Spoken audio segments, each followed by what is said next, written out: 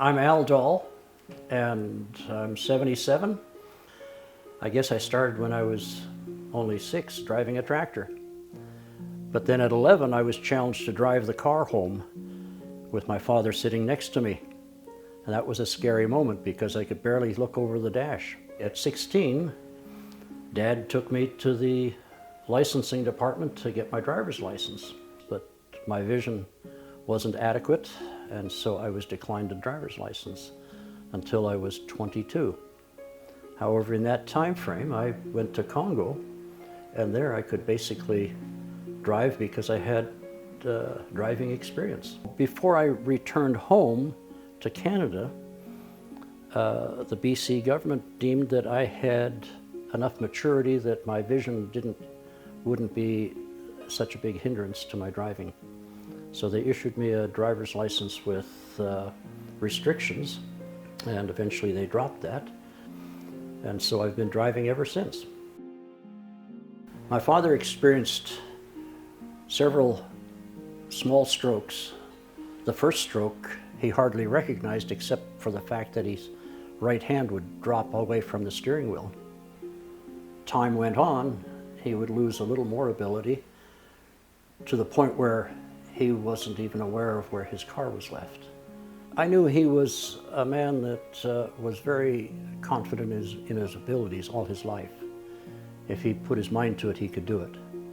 And so he was reluctant, perhaps. You know, you lose some of your independence when that happens. And fortunately, he trusted one of his sons really well, my brother Rudy, and he was able to convince him that giving up his car would be a very noble thing. He could sell it to his granddaughter, and he thought so much of her that this became a great idea, and he was willing to give up the keys. About 17 years ago, my wife had a stroke that made it unsafe for her to drive for a few months.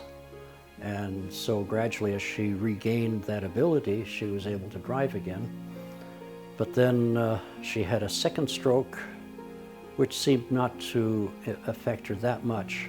But then the third stroke really made a difference. Thinking of how my wife was able to give up her driver's license, it was just a simple matter of suggesting that I think you shouldn't be driving anymore. And she recognized it herself and was willing to do it without any struggle.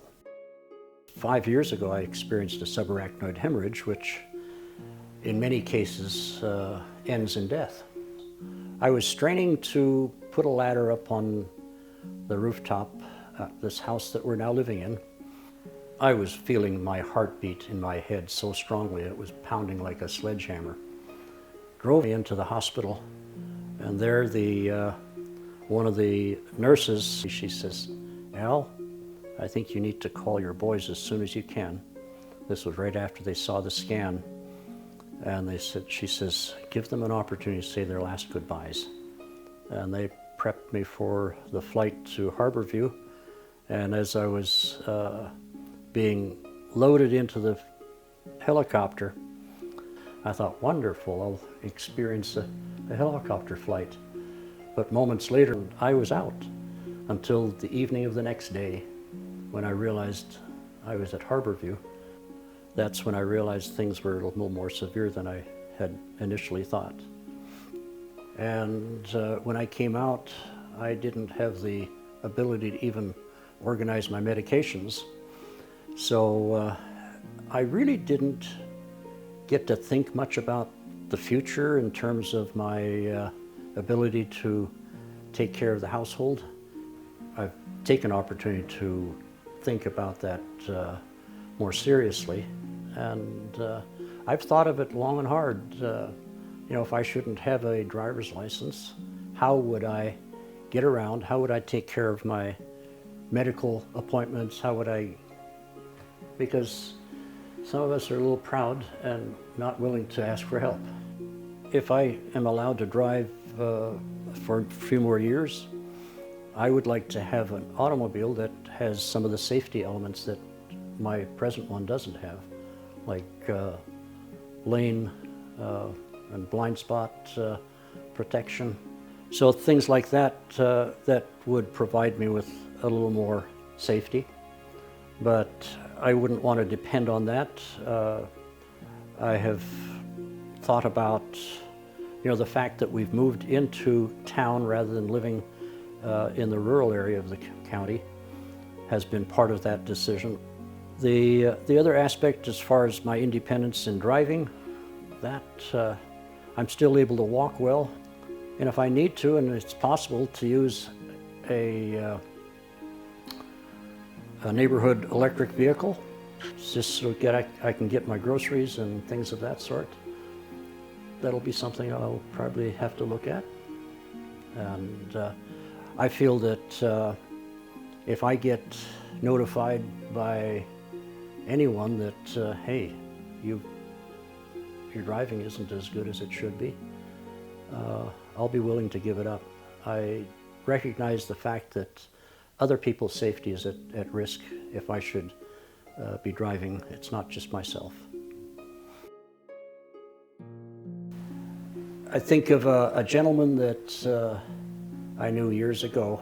He was going home from having been at the bank, and his wife was waiting for him. It was dinner time and he wasn't coming home. And so she called me to see if he had visited my shop, and he hadn't. Soon found out, we called the hospital and found out that he was there. And so when I went to the hospital to see him, and right away when I talked to him, he says, "Was anybody else hurt?" That was his first concern. And I told him, "No, you were the only one injured." And he says, "If this is what it takes, I'm going to stop driving." He had an accident, and it was just the fact that he was not getting up to speed as he entered the freeway. And so he says, "If my driving isn't good enough for the freeway, I'm going to stop driving." He gave up his driver's license. But that sticks with me, and I think that's what I would want to do that before I have an accident. I'm not sure how I'm going to deal with all the things that are in the future, but I'm not worried about that.